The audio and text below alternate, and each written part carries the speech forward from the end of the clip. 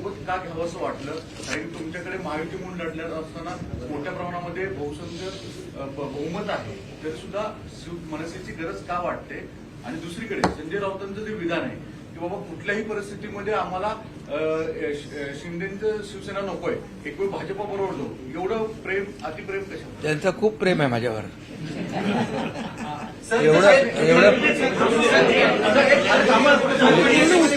एवढं प्रेम आहे की बसता उठता झोपता स्वप्नात सुद्धा मी दिसतो.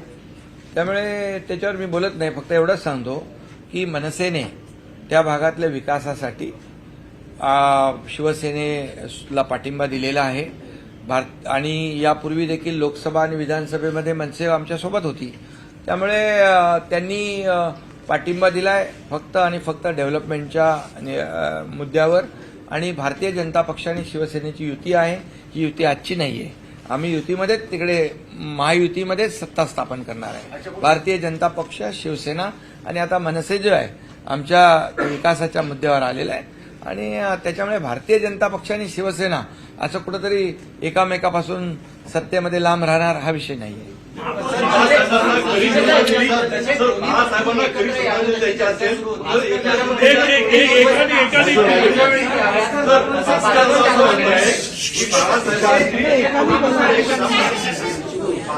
असं म्हणाले की बाळासाहेबांना खरी श्रद्धांजली द्यायची असेल ते एकनाथ शिंदेच्या शिवसेनेनी उद्धव ठाकरेंच्या शिवसेनेला पाठिंबा दिला पाहिजे आणि मराठी महापौर झाला पाहिजे.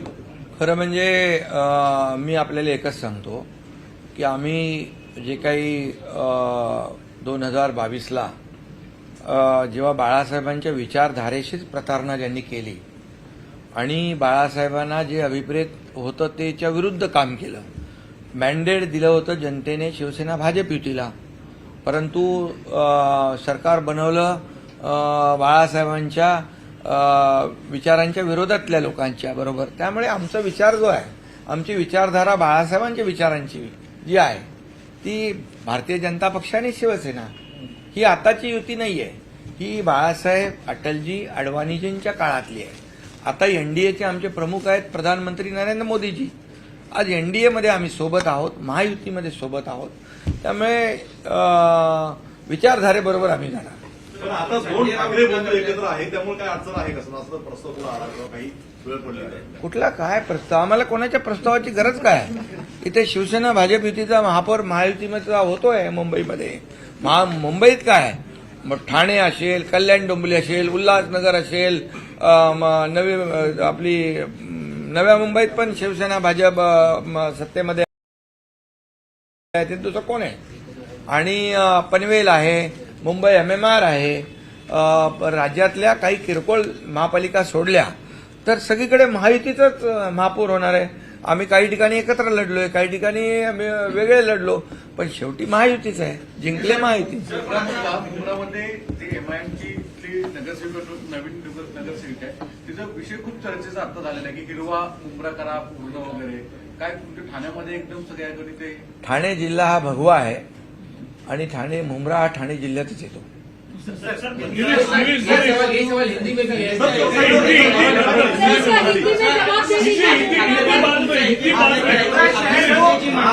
निवडणुकीनंतर मनसे आणि आपले यांच्यामध्ये काहीसा विसंवाद निर्माण झालाय. मनसे नाराज आहे की सगळ्यांची मत आहे की आमच्याकडे परिवर्तन झाले आणि त्यामुळे आमची कमी होते. ते तर निवडणुकीमध्ये दिसलं ना.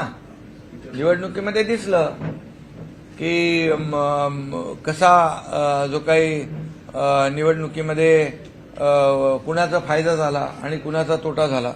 त्यामुळे निवडणुकीमध्ये झालेल्या निकालावरून स्पष्ट आहे.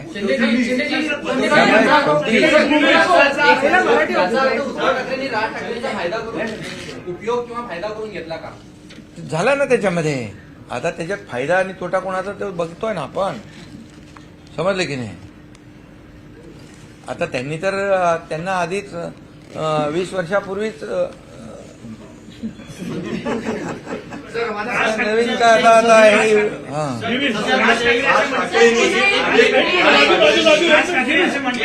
लवचिक भूमिका घेतलेली आहे. लवचिक भूमिका त्यांनी संकेत दिलेले आहेत. तसं अनेक ठिकाणी त्यांचा पाठिंबा मिळेल. राज ठाकरेजींचं ट्विट मी बघितलं. अगदी छोटं ट्विट आहे, आणि त्यांनी म्हटलेलं आहे की मी वैयक्तिक स्वार्थासाठी कुठलाही निर्णय घेतला नाही, घेणार नाही.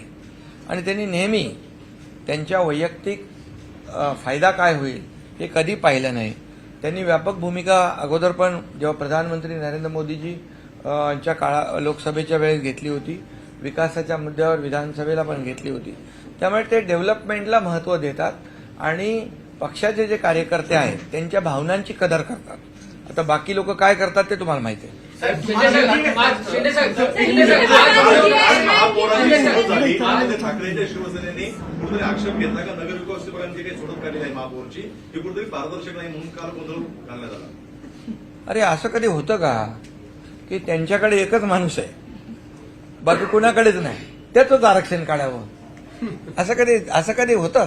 नियमाप्रमाणे होतंय, सगळ्या गोष्टी आहेत आणि नियमाप्रमाणे जे आहे आणि त्याचं उत्तर जे आहे ते आमच्या नगरविकास राज्यमंत्री महोदयांनी अधिकाऱ्यांनी दिलेलं आहे. सत्ताधाऱ्यांना हवी तशी काढली, रोटेशन पद्धतीने घ्यायला पाहिजे होतं, ओबीसी आरक्षण द्यायला पाहिजे होतं, ते घेतलं नाही, हवी तशी सोडत काढली असं बिलकुल